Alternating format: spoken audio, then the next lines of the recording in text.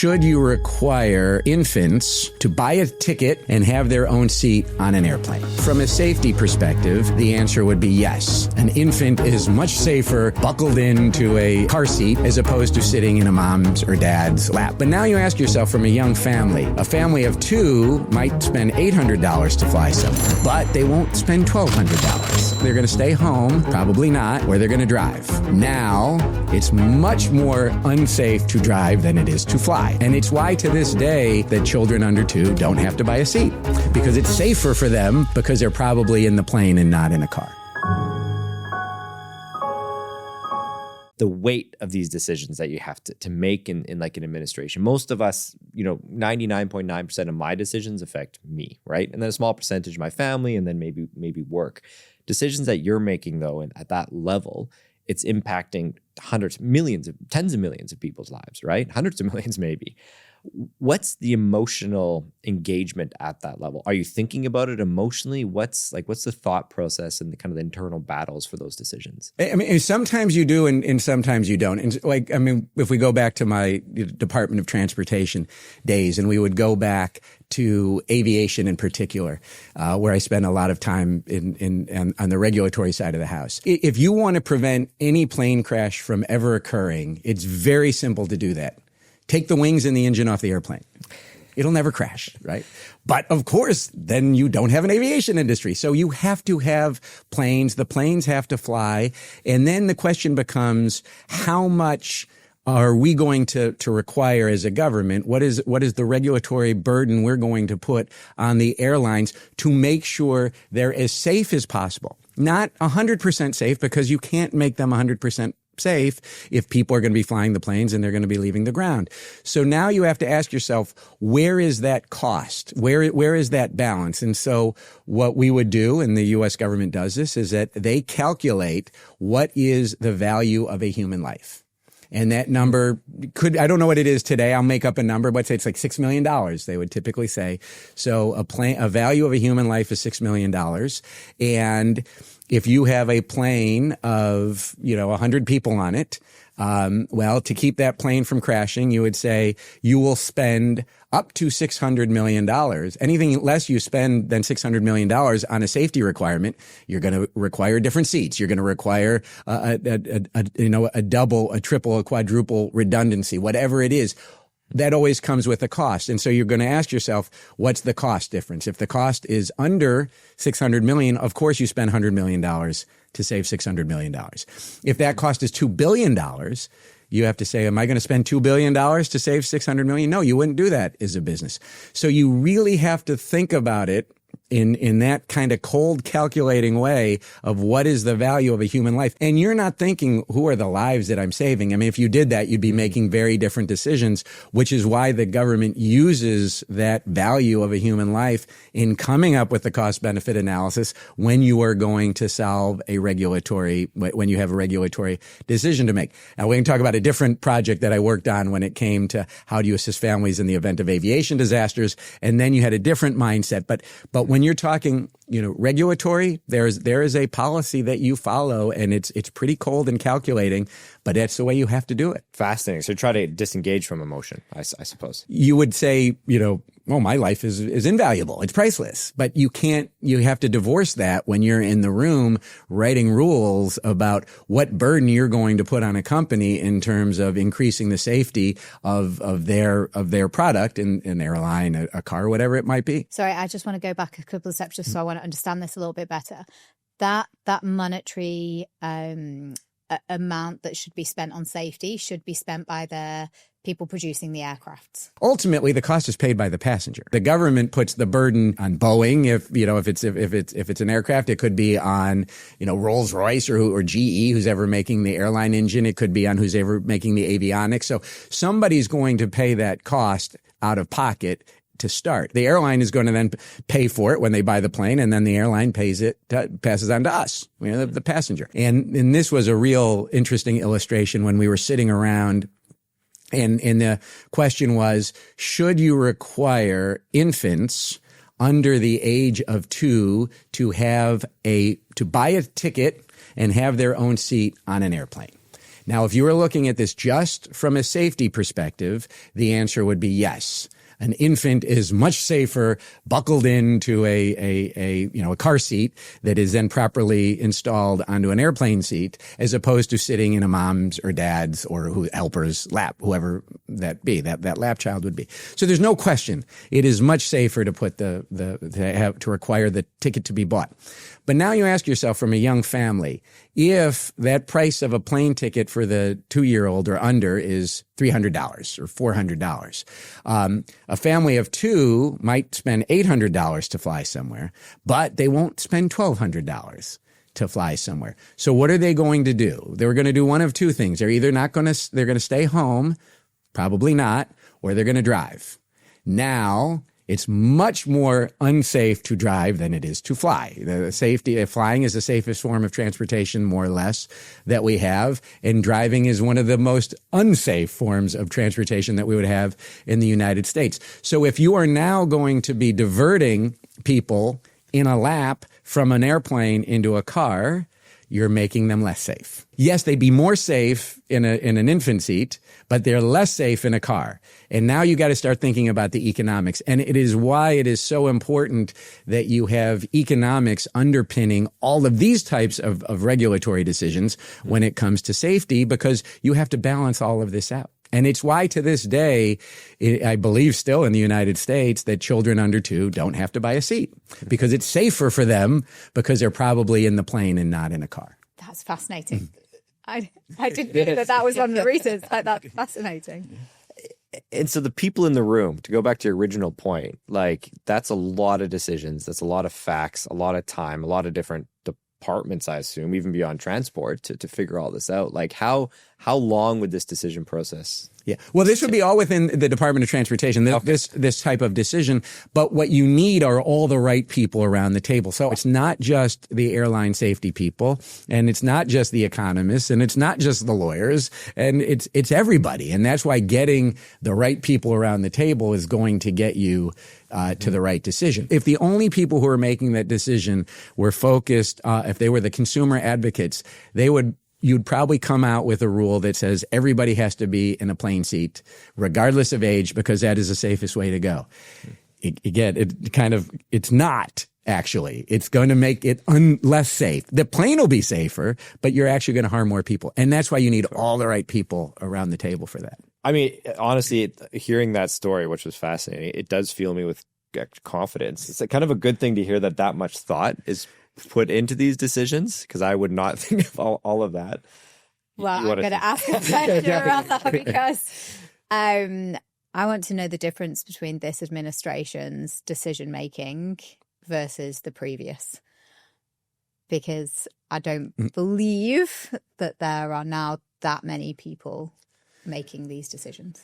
Well, I mean, the difference, I think, between the Trump administration and what came before it is that it's one thing when you have a decision to be made within one agency, and then it's the Department of Transportation can bring everybody, all of their experts, and that's a decision within DOT. You need people from the Commerce Department. You need people from the Agriculture Department. You need people from expertise all over the government. And you need that much broader decision-making when you start talking about national security, because national security is going to have implications for it could be for every different type of business. And you have to be really thinking all of that through. And what this administration has decided is that we don't need that type of decision making. And they've decided this for 2 basic reasons. One reason is that they have found that there is something in the United States called the deep state, right? And that the deep state are all the people who I worked with, right, at the Department of Transportation. When I was at the Department of Transportation, probably about 110,000 people there. That included air traffic controllers and Coast Guard, right? So, I mean, it's about 110,000 people. And of that 110,000 110,000, about 110 of us were political appointees. There were very, very few. So we relied on that career staff. We relied on those economists. We relied on those regulators, and we relied on the litigators, and we relied on the safety and security people. They were the experts, and they're the ones, that career civil service who we relied upon so that we could then make the right decision as politicals. This administration has made very clear they do not trust, for the most part, that career civil service. It should be the politicals who decide what to do without having to listen to the informed decision makers. We made the decisions. I mean, but we made the decision based on what we received from the analysis. And we didn't look at a career civil servant and say, well, are you a Democrat, or are you a Republican, or are you liberal, are you conservative? Are you good at what you do?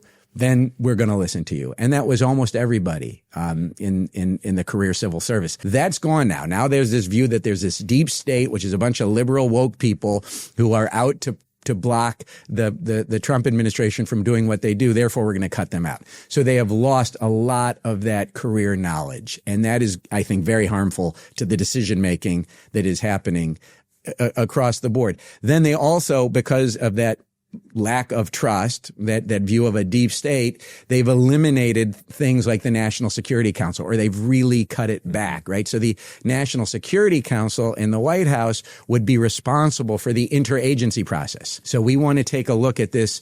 We want to negotiate with China. Well, who should we talk to? We need to talk to everybody. Call the people at the Agriculture Department. Call the people at the Commerce Department. Call the people at the Transportation Department. Call the people everywhere, because China impacts everything.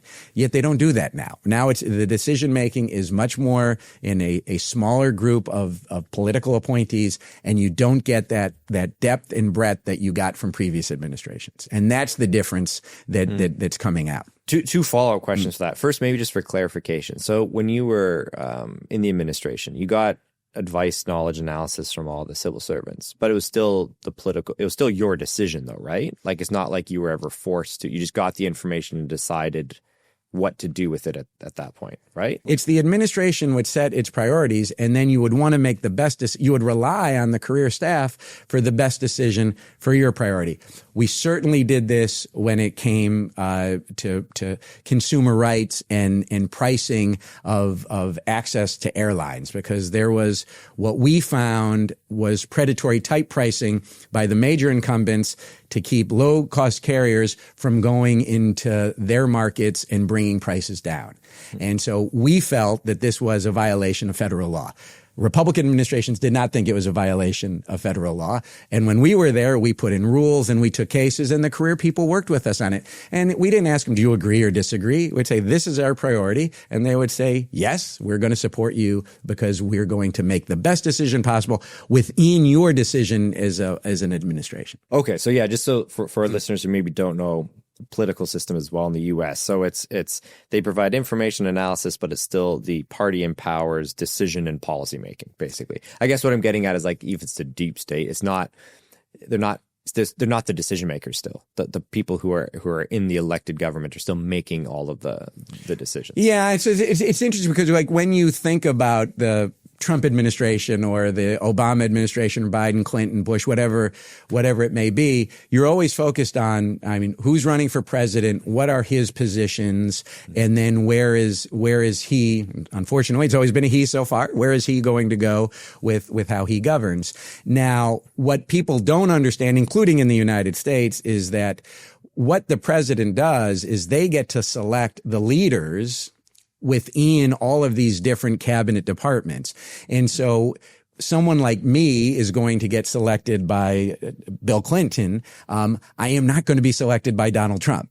I'm not going to be selected by George W. Bush. I could be selected by an Obama or a Biden, because I am going to have that same type of what government should be doing as the party that I'm in. The same as the Trump people have the same ethos as President Trump. And so when you're electing the president is then going to choose who populates that government at the leadership level. And when we say Trump administration, Clinton administration, you're really talking about 3,000 to 4,000 people in a government of millions of people. People would say to me, said, "Oh, it doesn't matter who wins. They're all the same." I'm like, no, it really does matter who wins. I think we know that now for sure. Obama, Romney, it's all the same. No, it's not. I mean, the Romney people are going to be different than the Obama people. And, Clinton, Trump, they're both the same. No, that obviously was a very different decision. And Trump-Harris was a very different decision. So yeah, it has a huge impact because the people who are in the administration make decisions. They may make decisions the same, but the decisions they make are very different. From what you're just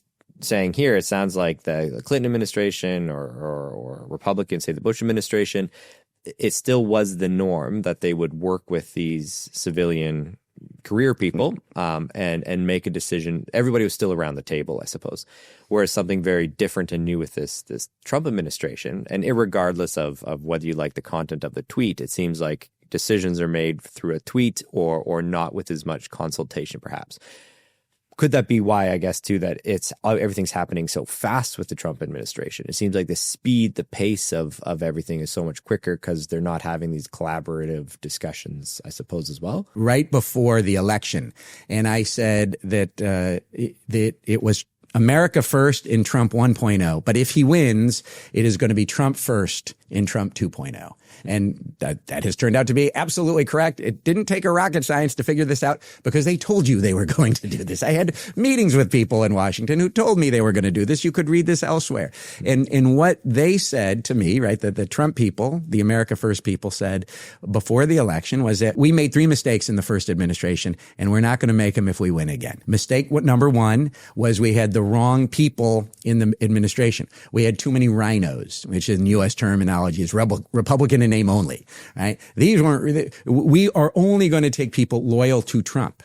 And so all of those Trump, not Republicans. To Trump. Oh, no. That's what I said. It became Trump first in Trump 2.0. And so you don't have somebody like a retired generals running the Defense Department. You have a Fox News host running the Defense Department, right? You have people who are, at the FBI, running the FBI, who've never been at the FBI. I mean, and don't have any experience in doing these types of things. But you have Kash Patel running the FBI. He would never have been nominated by any administration before this one. Number 2, which I've talked about, was that we're going to eliminate the deep state, right? We're going to eliminate this bureaucracy that has existed to block us because it's a bunch of liberals and woke people, and we're going to eliminate the deep state in Trump 2.0. And they have done that. And then the third thing that they said that their lesson was from Trump 1 was, we didn't know what we were doing last time. We came into government and we had no idea how government worked. And now we know. So we are going to hit the ground running and we are going to use all of the executive authority that is given to us. And I will argue they've gone beyond the authority given to them and are acting in some ways unconstitutionally in pushing forward their agenda. Are there any benefits to this if radical change is needed for a country? It depends. I mean, in part of it might be depending if you want to argue, I get this question a lot, is he doing anything right? Do you agree with anything that Donald Trump is doing? And I would say, look, there are just because Donald Trump says something or the Trump administration says something does not make it wrong. There are things that need to be addressed that this Trump administration is addressing. We certainly needed to change, I think, as the United States, our position vis-a-vis China, because China has changed its position towards the United States, and it's been doing that for the last 15 or so years. The United States needed to change its position to China, towards China. President Obama started to do that a bit. Donald Trump really ramped it up in his first term. Joe Biden basically kept everything that Donald Trump did vis-a-vis China and upped it. And now Donald Trump's upping it even more. The United States for too long was the world's, policeman, was the world's superpower, funded everything. And there were way too many free riders on the United States. And the United States didn't do anything about it. You can go back to President Obama, who said other countries aren't paying enough for defense. You should pay more. And they didn't. Donald Trump has changed that. And that is always going to be the case going forward. People are going to have to give a much more to the collective good of the world. So there are things that he's doing that he has accelerated that probably only he could have accelerated. But there are other things that he is doing where he's not following the laws. He's not following the Constitution. He's also blown up the interagency process and the value of experts that is going to have a lot of long-term harm to the United States. I'm a neuroscientist. I focus on one person, right? And when you start to think of collective decision-making, it's just a whole new level, because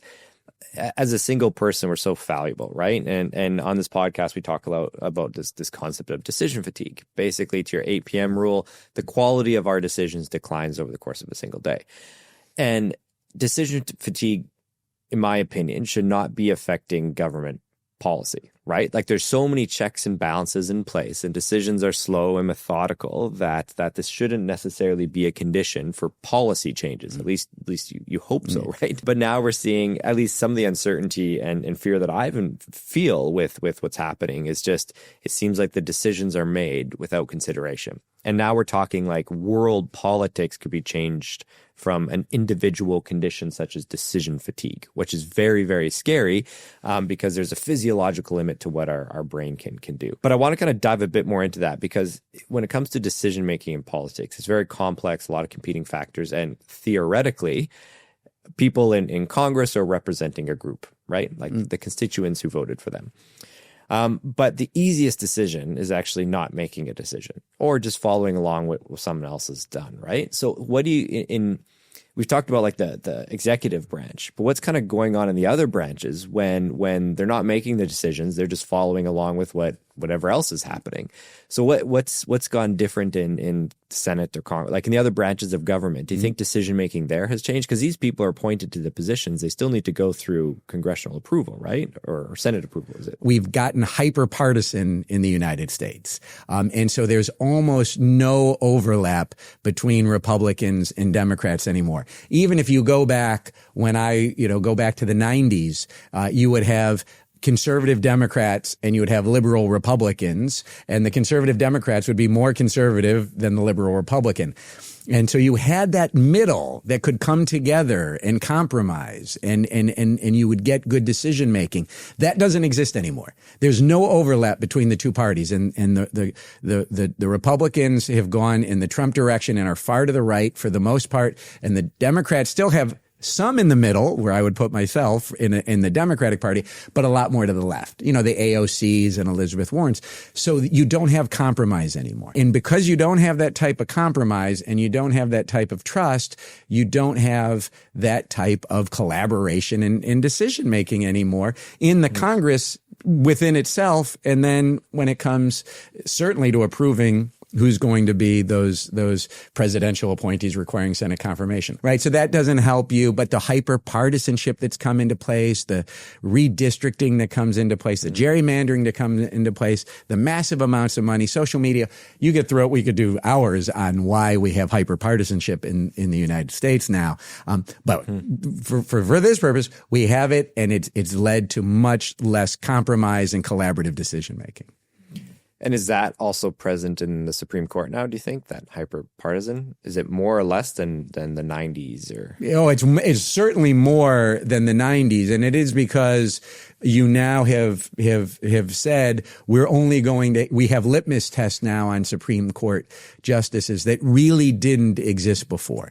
And it used to be that a president, you can go back to 100 years, right? They would pick the best person to be the Supreme Court justice. And then it would change a bit, as we got closer and closer to where we are now, where I want somebody with who shares my philosophy. And it could be a Democrat would have a very different philosophy than a Republican, but you still had some type of center that people agreed on. Now it has just gone from both sides. The litmus tests are there, and you will only take people who what they're going to vote on. And so you have very different people on the court today.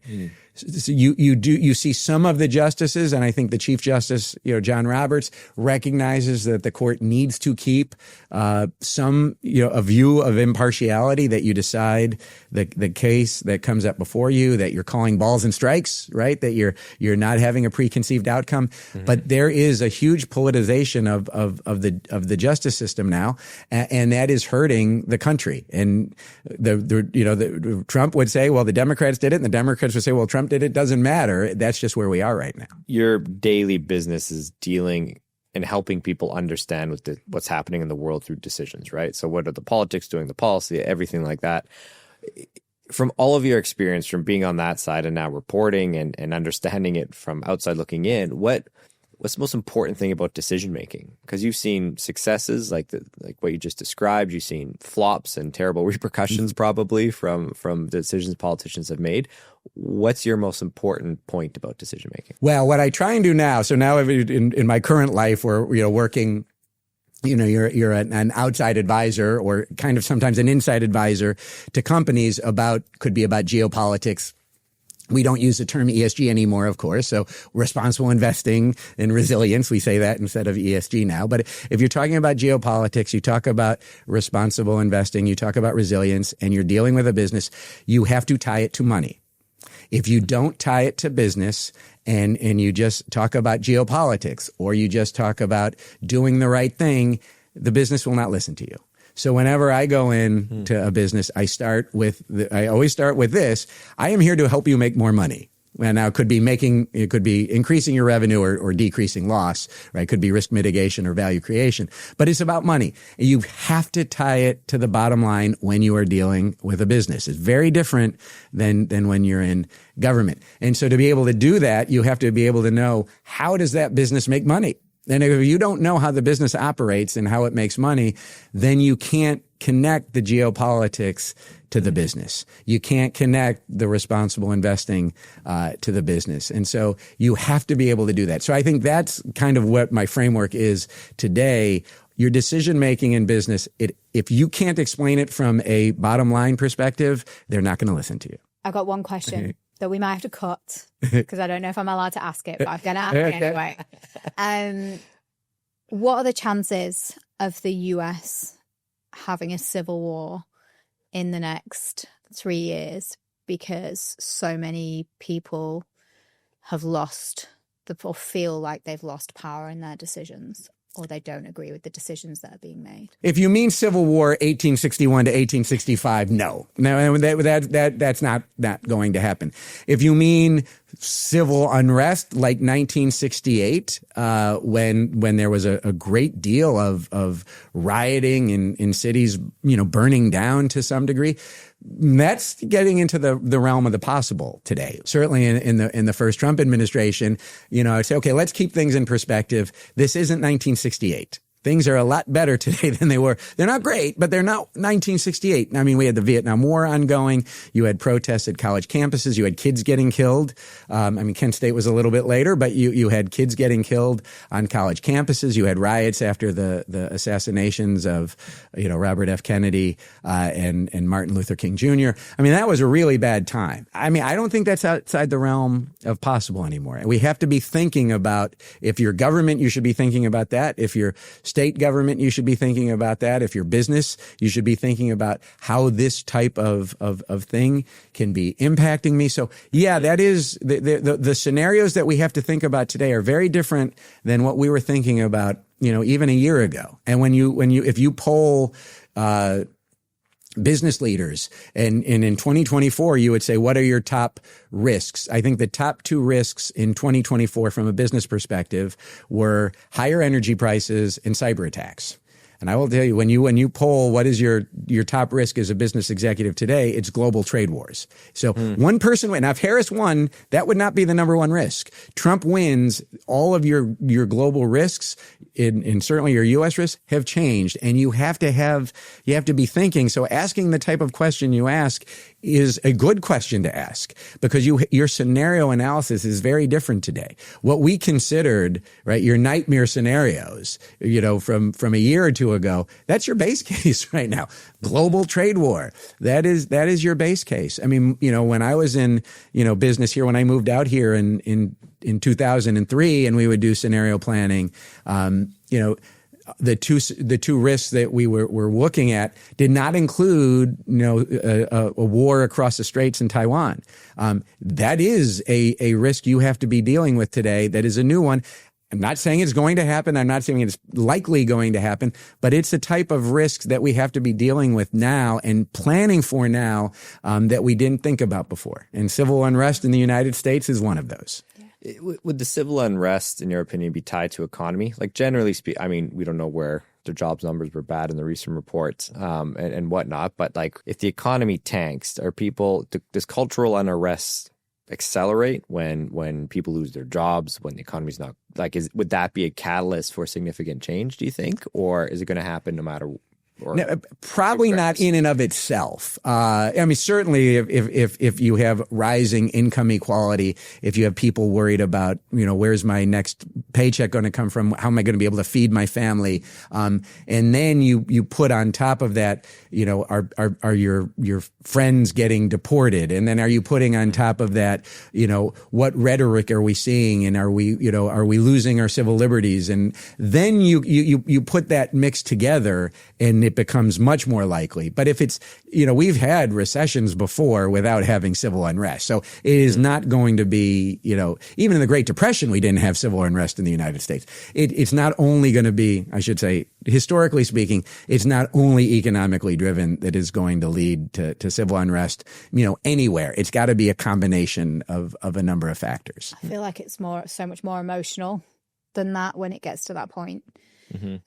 Should so few people be making such important decisions that impact millions of people? It depends what goes into their decision-making process, and then it depends what checks exist on those decision-making process. And what's happened, one other op-ed I wrote with one of my Clinton colleagues right before the inauguration. So this was a week of the inauguration, and we wrote that Donald Trump will be the most powerful president in the United States since FDR, since President Roosevelt in World War II, who had so much power because wartime presidents get more power legally and constitutionally. And Donald Trump, we saw this coming, and I'll tell you, we missed it we underestimated it, but he has eliminated a lot of those checks on his power. There's formal checks like the Republicans in the Senate that we talked about who have the ability to confirm his nominees. They've given him a blank check, literally have given him a blank check. And the type of people that the Republicans are confirming today would not have been confirmed ever before. Mm-hmm. So that check of Congress has gone on the president. He has gone after law firms. He's gone after academic institutions. He's gone after the media. And there are very few who stand up to him today that we would have seen in the past. Okay, South Park being the exception, right? There's not a lot of media that is coming out against this. So you're losing all of those types of informal checks. The business community, which used to be a major check on the president, when it would come to things like taxes or tariffs or trade agreements, has mostly fallen silent because the president and his administration are using power to pick winners and losers in the business community. So there are a few exceptions here and there, and sometimes the U.S. Chamber of Commerce will come out opposing an administration policy, but that is the exception. So all of these checks are gone. So I think that is in part what is having decisions that are being made that are not in the overall national interest of the United States, because that system, formal and informal, that we've had of checks and balances on decision making isn't there. But again, formally and informally. The one check that's holding a little bit, right, are the markets. Mm-hmm. Right, and there's this, there's this saying that's out there, taco, yeah. right? Trump always chickens out. That really is overblown. There are very few decisions he makes that really impact the market. You put tariffs on Singapore, put tariffs on Japan, on Korea, on India. That doesn't move the market in the United States. So all of these tariffs that are going on, taco does not apply to those. It applies to China. And it applies to China in a way that if he put on so many tariffs, China would then use its leverage against the United States, especially on rare earths, which would shut down chunks of the U.S. manufacturing process if we, the United States, didn't have that access. So the market is still a check, but it's a pretty narrow check, and there aren't many that are out there right now. First, you have to, ask yourself, what is geopolitics today? You've got to rechange your entire mindset as to what are the reality. Global trade war, that is a reality that you are now going to have to deal with that you never dealt with before. So then you have to start thinking very broadly about this global trade war. I'll give you one Singapore example. You're in Singapore, and you're watching the U.S.-Singapore tariff, and the U.S. has put a 10% reciprocal tariff on Singapore, and I put in air quotes because there's no reason that the U.S. should be tariffing Singapore at all, given that the U.S. has a trade surplus with Singapore and a free trade agreement with Singapore. Okay, let's put that aside. So you have a 10% reciprocal tariff, and now you're watching, is the U.S. going to put tariff on pharmaceutical and healthcare? Is the U.S. going to put a tariff on semiconductors that are manufactured in Singapore? So all your focus in Singapore, you're watching all of these things. But you've got to broaden out your mindset, because the U.S. has said to Malaysia, you are going to get a 19% tariff, but we're going to raise it to 40% unless you start buying a lot more stuff from us, because the U.S. has a significant trade deficit with Malaysia. So the Malaysian government has committed its companies, not the SOEs, we'll put aside, not buying Boeing and stuff like that, but they've committed that their MNCs will buy $150 billion worth of products over the next 5 years from the United States. Now, if you're a Singapore company and you have a Malaysian customer, and that Malaysian customer now is told you have to buy from the United States, if there's a U.S. competitor, you've just lost that business. Are you watching this? So if you're in Singapore, you're watching the U.S.-Singapore trade, but are you watching U.S.-Malaysia? Are you watching U.S.-Indonesia? Are you watching U.S.-Vietnam? Are you watching U.S.-Thailand? All of this is going to impact you. So your starting point right now is you've got to really understand how geopolitics is going to impact your risk. And you've got to really take it into what are the second order effects? What are the third order effects? Not just the first order effects. So you have those situations, and you have to be following this. You have to be following it for non-tariff barriers, because there's new burdens that the United States is going to be placing on countries to make sure that they are opening up their markets. Now, that could be a benefit if you're Singapore, because Singapore is stuck with faces the same non-tariff barriers that U.S. and Europeans and everybody else does. So the U.S. may be doing you a favor in telling Indonesia and Vietnam and Malaysia, get rid of your non-tariff barriers. Maybe that'll be an opportunity, but then there's going to be costs that come with that. And then, to kind of wrap it up, we're in an era of the Polycrisis. And so the Polycrisis is when you have multiple crises happening that nobody is dealing with. And then these crises make each of they bump into one another and make it worse for you. So an example of the Polycrisis is that you've got tariffs is one crisis you're dealing with. And you've got climate. You've got the climate crisis. And so you've got those two things. Now, where do they come together? We'll use a U.S. example. So let's say you're a medical supply company in the United States, and you sell medical goods to hospitals and doctors' offices. So you have a massive fleet of, these are people's cars that they go out and sell products. Well, what happens when the auto tariffs and auto part tariffs and steel tariffs and aluminum tariffs kick in the United States? Auto parts are going to go up in price. So if you get into a car crash, your repairs are going to be more expensive. Climate crisis, we're getting more increased intensity of storms in the United States. When you have increased intensity of storms, you have more accidents. So that's going to raise your car insurance. So you've got the climate crisis, and geopolitics through tariffs means your auto insurance is going to go up. And you're not paying any attention to this because you're like, I'm medical supplies. Why do I care what's happening when it comes to auto part tariffs? Well, I'm medical supplies. I don't have to worry about the climate crisis. That's only going to happen later, not now. And then all of a sudden next year you get hit with a 10% increase in your premium for auto insurance, and you weren't prepared for that. Now, could you have mitigated it? Maybe you could change your maybe you have fewer salespeople. You make it more efficient. No one's thinking about this kind of stuff, this polycrisis issue of tariffs and the climate coming together. And so you have, Russia-Ukraine crisis is impacting businesses. Gaza is impacting businesses. U.S.-China is going to impact businesses on top of all of this. And so in the polycrisis era, decision-making is way more difficult, especially if you're not putting it all together. Steve, this has just been such a fascinating, be it maybe slightly depressing conversation today. If I wasn't already worried enough about the way the world is going, I that's been amplified for sure.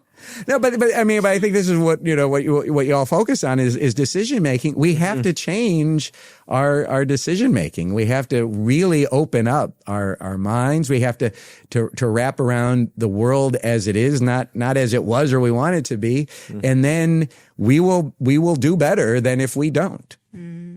I'd take some optimism from it, because I think what I heard is like a lot of problems, of course, in the world, but like we have the expertise, we have the innovation, we have brilliant people around the world, certainly loads in the United States. It's just taking advantage of that intellectual capital to make those best informed decisions that we can.